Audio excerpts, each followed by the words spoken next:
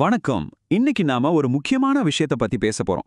அதாவது ஒரு பிசினஸ ஆன்லைனுக்கு கொண்டு வரத ஏன் அவ்வளவு முக்கியம்னு சொல்ற ஒரு மார்க்கெட்டிங் மெசேஜை எடுத்து அதுல என்னதான் சொல்ல வராங்கன்னு நாம சிம்பிளா அலசி ஆராய போறோம். அதுல இருக்கிற ஒவ்வொரு பாயிண்ட்டும் ஏன் முக்கியம்னு வாங்க ஒன்னொன்னா பார்க்கலாம். பாருங்க, ஆரம்பமே ஒரு செம்ம ஷார்ப்பான கேள்வியோட தான். அதாவது நம்ம கண்ணுக்கு தெரியாத கஸ்டமர்ஸ நம்ம பிசினஸ் இழந்துட்டு இருக்கா? யோசிச்சு பாருங்க. நம்மள தேடி வர்றவங்கள நம்ம மிஸ் பண்ணிட்டு இருக்கோமா? இந்த ஒரு கேள்விதான் நாம இன்னைக்கு பேச போற முழு விஷயத்தோட அச்சாணியே. சரி, வாங்க முதல் பகுதிக்குள்ள போகலாம்.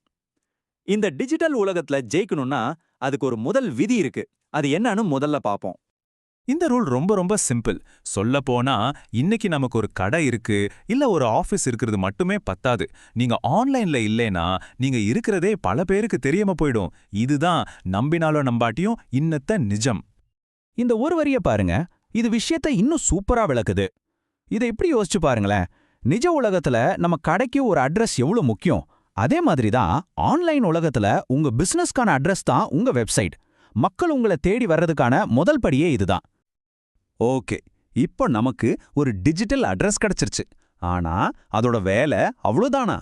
நிச்சயமா இல்ல. அந்த அட்ரஸ் எப்படி உங்களுக்காக 24 மணி நேரமும் வாரத்துல 7 நாளும் வேலை செய்யற ஒரு சூப்பர் சேல்ஸ்மேனா மாறுதுன்னு அடுத்ததா பார்க்கலாம். அதாவது ஒரு வெப்சைட்டுக்கு 2 முக்கியமான வேலை இருக்கு.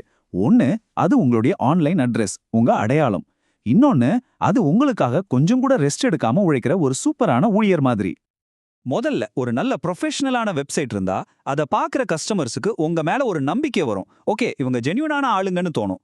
அதே சமயம் நீங்க ராத்திரி தூங்கிட்டு இருக்கும்போது கூட உங்க வெப்சைட் உங்க ப்ராடக்ட்ஸை பத்தியோ இல்ல சர்வீஸை பத்தியோ மக்களுக்கு சொல்லிக்கிட்டே இருக்கும். அதாவது அது ஒரு 24/7 சேல்ஸ்மேன் மாதிரி. சரி, இப்ப அடுத்த கட்டத்துக்கு போவோம். நம்ம டிஜிட்டல் அட்ரஸுக்கு, அதாவது நம்ம வெப்சைட்டுக்கு கஸ்டமர்ஸை எப்படி வர வைக்கிறது, அதுவும் முக்கியமா விளம்பரத்துக்காக ஒரு பைசா கூட செலவு பண்ணாம. இந்த கேள்வி ரொம்ப ரொம்ப முக்கியம் இல்லையா? ஒரு வெப்சைட் வச்சிருக்கிறது நல்லதுதான். ஆனா மக்கள் உங்களை எப்படி தேடி கண்டுபிடிப்பாங்க? அவங்கள எப்படி நம்ம வெப்சைட்டுக்குள்ள கொண்டு வர்றது? இதுக்கு ஒரு வழி இருக்கு. அத பத்தி தான் இப்போ பார்க்க போறோம். அதுக்கு பேரு தான் SEO, அதாவது சர்ச் இன்ஜின் ஆப்டிமைசேஷன். ரொம்ப சிம்பிளா சொல்லணும்னா, நீங்க காசு கொடுத்த விளம்பரம் பண்ணாமலே கூகுள் மாதிரி சர்ச் இன்ஜின்ல மக்கள் தேடும்போது உங்க வெப்சைட் முன்னாடி வந்து நிக்கும். இது மூலமா கஸ்டமர்ஸை இயற்கையா நம்ம பக்கம் இழுக்கலாம். இது ஒரு டெக்னிக். அப்போ இந்த SEO எப்படி வேலை செய்யுது? இது ஒரு 4 சிம்பிள் ஸ்டெப்ஸ் தான். முதல்ல உங்க கஸ்டமர்ஸ் எதை தேடுறாங்கன்னு நீங்க கண்டுபிடிக்கணும். ரெண்டாவது, அவங்க தேடுற அந்த வார்த்தைகளை, அதாவது கீவேர்ட்ஸை உங்க வெப்சைட்ல சரியா பயன்படுத்தணும். மூணாவது, இப்படி செஞ்சா கூகுள்ல யாராவது தேடும்போது உங்க வெப்சைட் முதல் பக்கத்துல வரும். கடைசியா, இதன் மூலியமா உங்களுக்கு எந்த செலவும் இல்லாம உண்மையிலே உங்க ப்ராடக்ட்ல ஆர்வமா இருக்கிற கஸ்டமர்ஸ் கிடைப்பாங்க. SEOவை சரியா செஞ்சா என்னென்ன கிடைக்கும்னு பாருங்க.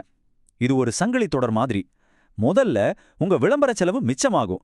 அடுத்து, உங்களுக்கு உண்மையிலேயே வாங்க நினைக்கிற தரமான கஸ்டமர்ஸ் கிடைப்பாங்க. கடைசியா, இது ரெண்டும் நடக்கிறதால உங்க பிசினஸோட லாபம் நீண்ட காலத்துக்கு நிலையா இருக்கும். இதுவரைக்கும் ஆன்லைன்ல இருந்தா என்ன நல்லதுன்னு பார்த்தோம். இப்போ ஒருவேளை நீங்க இந்த வாய்ப்பை பயன்படுத்தலனா என்ன ஆகும், உங்க காம்படிட்டர்ஸ் என்ன பண்ணுவாங்க, வாங்க பார்க்கலாம். இது கொஞ்சம் முக்கியமான பகுதி. இது ஒரு நேரடியான வார்னிங்னே சொல்லலாம். நீங்க இன்னைக்கு ஆன்லைனுக்கு வரலைன்னா உங்க கஸ்டமர்ஸை உங்க போட்டியாளர்கள் ரொம்ப ஈஸியா உங்க பக்கம் இழுத்துட்டு போயிடுவாங்க. நீங்க தாமதிக்கிற ஒவ்வொரு நிமிஷமும் அவங்களுக்கு சாதகமா போயிட்டே இருக்கும். இது ஒரு ரேஸ் மாதிரி தான்.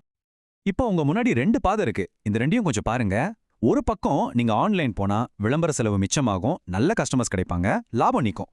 இன்னொரு பக்கம் நீங்க போகாம இருந்தா உங்க கஸ்டமர்ஸ் இழப்பீங்க, உங்க மார்க்கெட்டை மத்தவங்க பிடிப்பாங்க, உங்க பிசினஸ் அப்படியே நின்னுடும். வித்தியாசம் ரொம்ப தெளிவா தெரியுது இல்லையா? ஆக மொத்தம் இந்த மெசேஜ் சொல்ல வர்ற விஷயம் ரொம்ப கிளியர். நாம ஆன்லைனுக்கு போகாம சும்மா இருக்கிறதுங்கிறது ஒரு ஆப்ஷன் கிடையாது, அதுவும் ஒரு முடிவு தான். ஆனா அது எதிர்மறையான விளைவுகளை கொண்டு வர்ற ஒரு முடிவு. கடைசியா இந்த ஒரு கேள்வியோட இதை முடிச்சுக்கலாம். இன்னைக்கு நாம வாழ்ற உலகம் எப்படிப்பட்டது? ஒரு சின்ன பொருள் வாங்கணும்னா கூட முதல்ல ஆன்லைன்ல தான் தேடுறோம். அப்படிப்பட்ட ஒரு உலகத்துல நம்ம ஆன்லைன்ல நம்ம குரலே கேட்காம மௌனமா இருக்கிறதுக்கு நாம என்ன விலை கொடுக்க போறோம்? கொஞ்சம் யோசிச்சு பாருங்க.